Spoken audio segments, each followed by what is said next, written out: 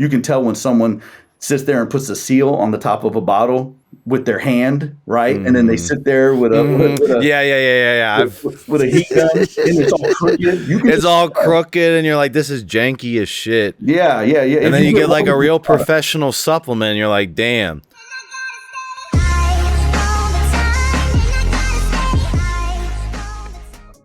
What is up, everyone? It's Russo. I hope everyone is doing well. Back with Russ, and we are discussing if you're shopping on the market for SARMs, are tablets, capsules, or liquids.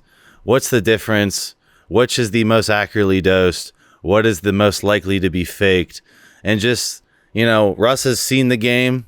Russ is giving you the raven eye of the game to make your informed decision as a customer. Remember, there's not really much motive. Russ obviously wants you to use Narrows, but he knows that there are other brands out there as well, and he just wants to share his tribulations as far as which manufacturing process he sees being the best. Yeah, so I would say, I'm just going to come out straight and say it, you know, liquids are probably your best bet for accurate dosing, right? You don't need a lot of high-tech equipment to make liquids. I mean, to be honest with you, all you need is like some propylene glycol and a solvent, mix it up, and, you know, you have liquids. And it's easy to verify how much of the raw material is going into each milliliter. It's easy math, right? So what makes it way more difficult is when you're actually using a filler and you've got a big pile of powder and a little pile of powder of SARMs, and you've got to mix them together, but somehow get the correct milligram into a small capsule or a tablet. That's where the hard part is, right? And the thing is most of the time I would say when you're buying capsules, really there's a few guys out here that are doing the capsules, right?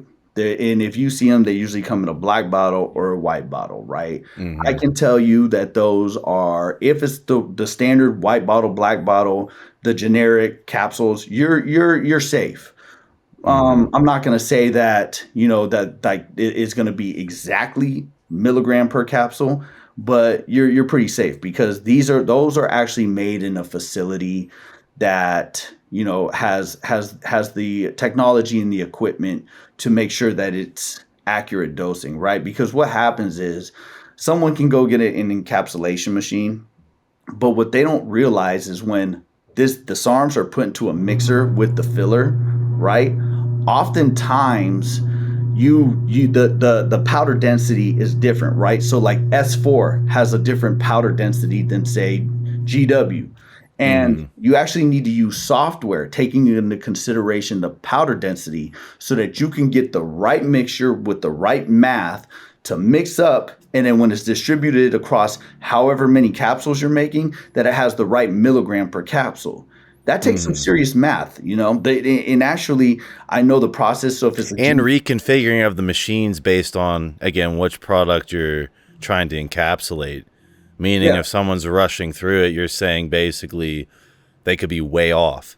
Oh, my God. Way off. Way off. In fact, I've had a manufacturer, right, back when I first started, and I sent his capsules out for testing. And the variance between capsules was insane. Like, I think it was a Rad 140, and they were supposed to be 15 milligrams. Well, some had 3 milligrams, and some had 25. And that's terrifying, right?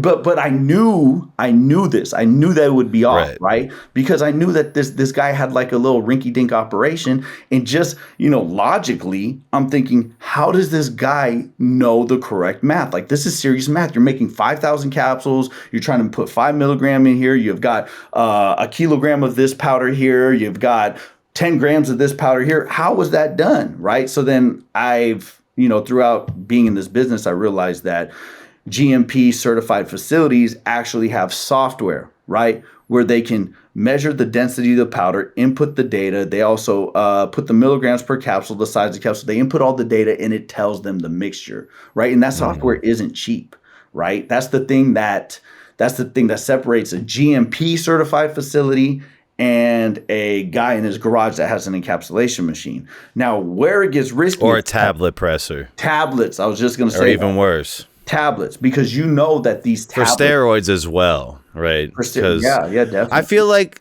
tablet SARMs, I've seen them before. But again, if we're talking underground steroids, there's a lot, you get an oral, they say it's Anavar, it's Winstrol. You give the Anavar to your girl thinking it's Anavar. Boom.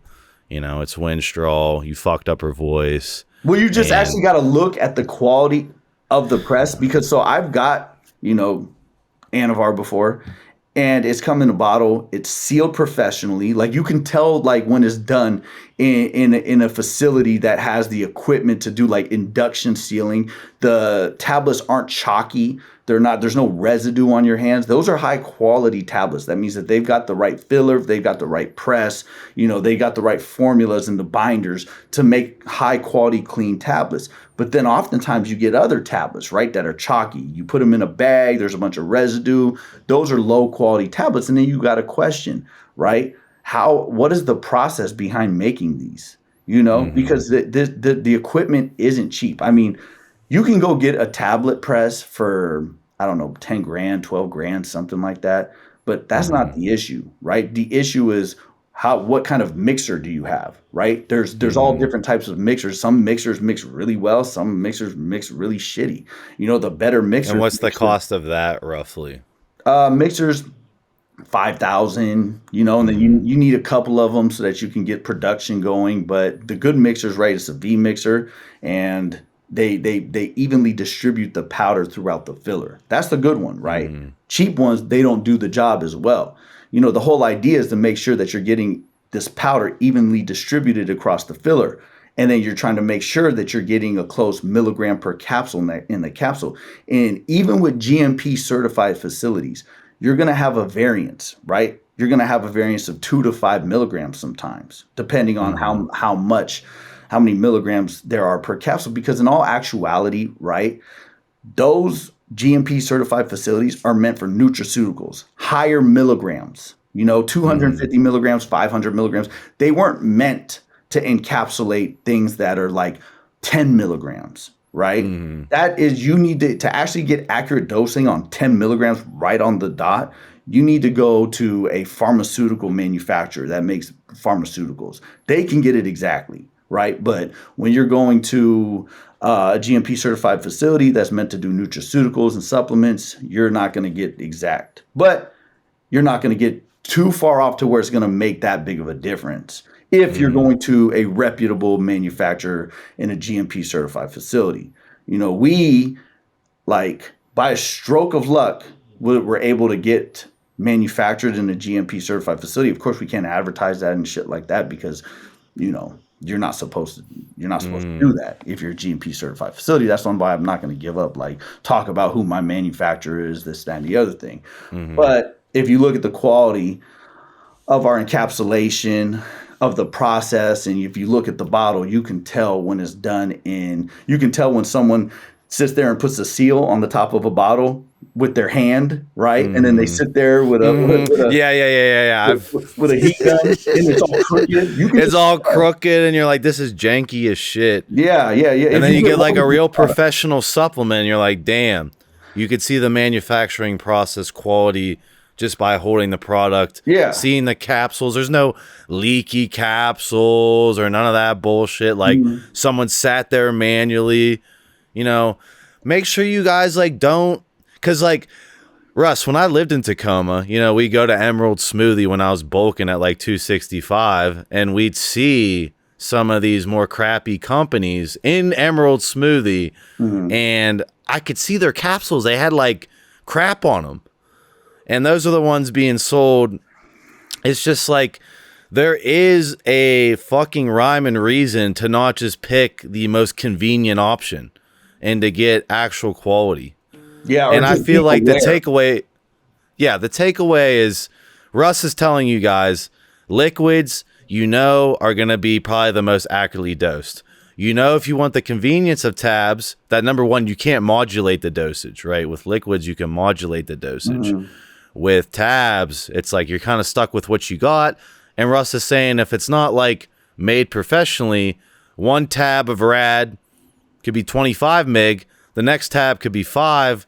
You have no idea how to modulate side effects.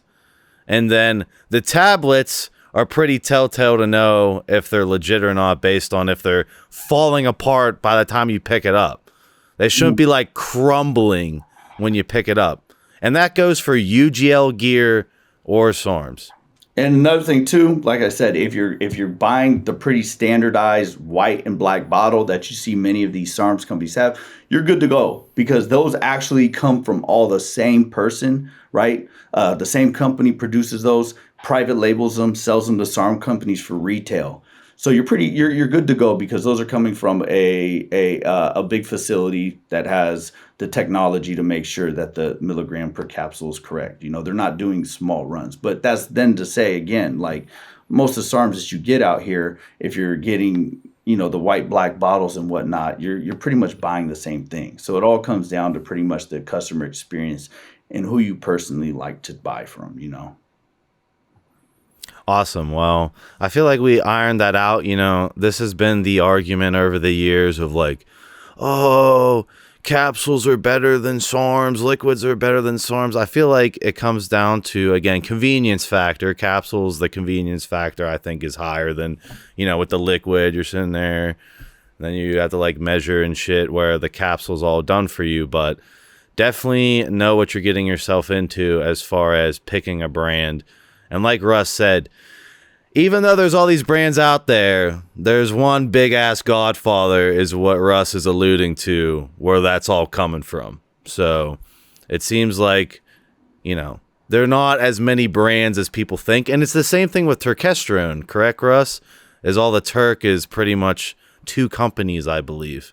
There's only a few suppliers of turkesterone. Like I was looking into sourcing turkesterone to sell on Amazon, right? And they really don't have as much turkesterone as they say, that you can't get it. Like I have some of the best connections to the supplement world. You know, I have a guy that's been in the game for 27 years. And the percentage that they said of turkesterone that existed is not possible. You know, there's just not that much turkesterone, you know. So it's just you just got to be aware, you know, of what you're buying and what you're putting in your body, you know. Awesome. Well, I'll see you guys in my next video.